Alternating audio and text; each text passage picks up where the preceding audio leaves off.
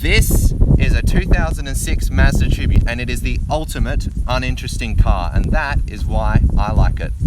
The Mazda Tribute and Ford Escape are essentially the same cars. It's originally designed from the ground up by Mazda, and it was built in the Ford Liaoho plant in Taiwan. The Tribute was made from 2001 to 2006, and it came in 4 configurations. The most common of which being the Ford 3-litre Duratec V6 mated to a 4-speed automatic transmission.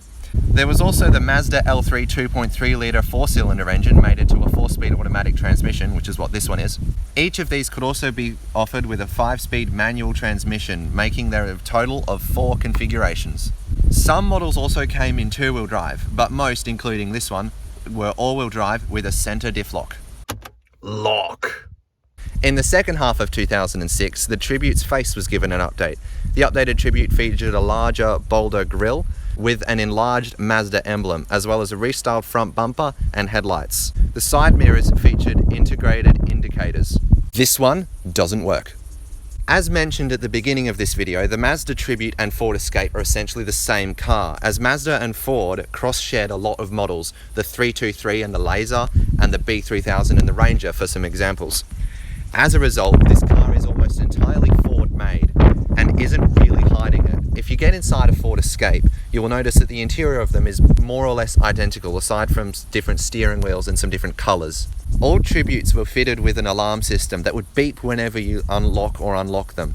Unfortunately, the siren in this one is broken, so it just stays silent, and if the alarm triggers, which I have done on accident on more than one occasion, it just stays silent and the hazards blink, which is amusing.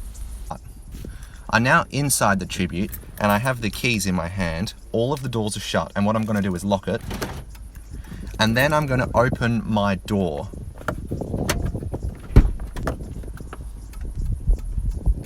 There's supposed to be siren noises, but it's not doing it because it's broken. Right. One thing that makes the Tribute a very practical car is the design of the back seats. In a majority of the cars, you can fold the back seats down to fit a large item or a number of large items in the back, which isn't anything surprising. But in most cars, the seats don't fold down lower than the floor of the boot, making it a little bit awkward to sometimes fit things in. To fold down the rear seats in the Tribute, you must first remove the headrest. Then you have to do this. And then you pull on this little strip of material, and then the seat folds down. And then you do that for these other 2 seats. Pull these out.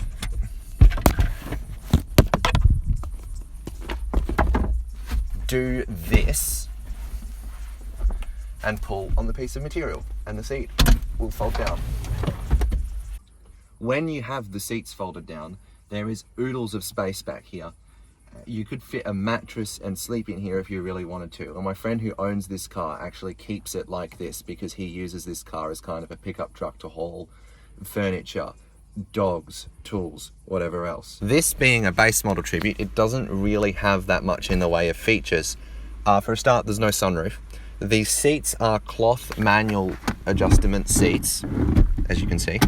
But that being said, they're actually quite good because they don't click in, so you can get them exactly where you want. There is no multifunction steering wheel controls. You can't adjust the radio or anything, and there's actually no cruise control from the factory. Someone at some point added this aftermarket cruise control, which it works. It's not the best, but it works. The exterior design of the Tribute is nothing special. This is, after all, a pretty uninteresting car, but the design of the boot and how it opens is, well, very basic and what you would expect. You pull a latch and the boot opens. There's no surprises there. But there's actually a second latch, and when you pull it, it releases something, and then this window does this. I haven't actually found a good use for this yet, but it's kind of cool. At least I think.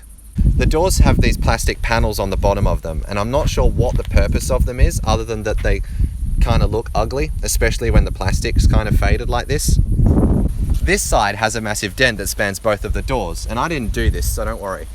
And now that you are familiar with this lovely little Mazda Tribute, it's time to take it out for a drive.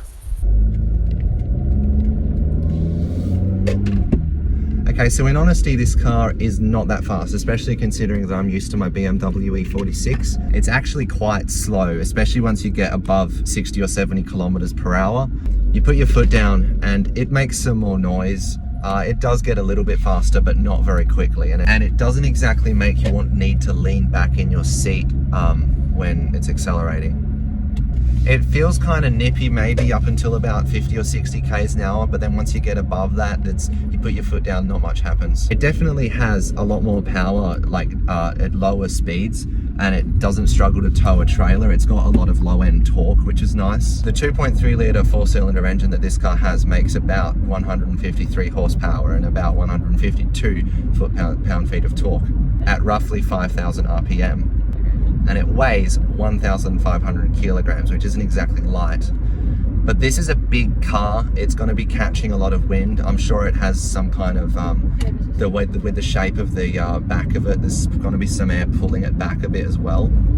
According to Google, the V6 Tribute does 0 to 100 kilometers per hour, 0 to 60 miles per hour in about 10.6 seconds. And this is less powerful than that, so I can only imagine it'll take longer.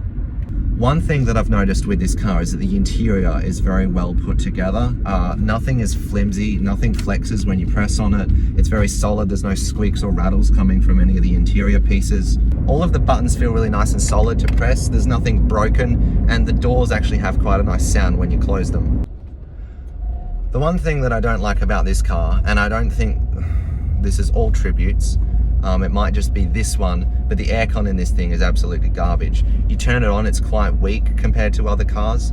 It isn't ice cold, and it makes a lot of noise when you're sitting still at idle, when it's otherwise quite quiet in here. It makes it even slower. It robs some power from the engine and it makes it even slower, but like I said, that could just be this car and that the compressor in it is getting a bit tired and needs to be replaced. That's it for this video, guys. I've actually put a lot of effort into this one. I actually wrote a script for the first time, if you couldn't tell. So I appreciate it if you made this far. Thank you all for watching this video, and I will see you in the next one. Bye.